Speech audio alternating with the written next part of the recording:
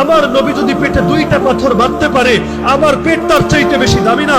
আমার নবীর দাঁত যদি শহীদ হতে পারে, আমার দাঁত তার চাইতে বেশি দামি না? আমার নবীর গালে যদি চড় মারা হতে পারে, আমার গাল তার চাইতে বেশি দামি না? আমার নবীর চেহারায় যদি থুতু মারা হতে পারে, আল্লাহর কসম আমার চেহারা তার চাইতে বেশি দামি না?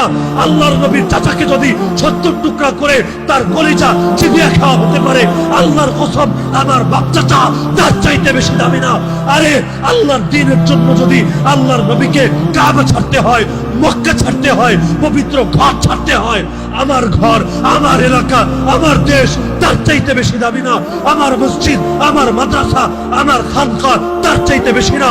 আরে প্রয়োজনে দুনিয়ার সব ছাড়বো, প্রয়োজনে নিজে শহীদ হব, প্রয়োজনে আমার স্ত্রী বিধবা হবে, আমার সন্তান এতিম হবে, আমার বাপের কোল খালি হবে, আমার মায়ের চোখ থেকে অশ্রু ঝরবে, কিন্তু আল্লাহকে সাক্ষী রেখে আজকে বলে যাবেন, হে আল্লাহ, যে কোনো মূল্যে তোমার জমিনে তোমার দিনকে ভুলুণ্ঠিত হতে দেব না।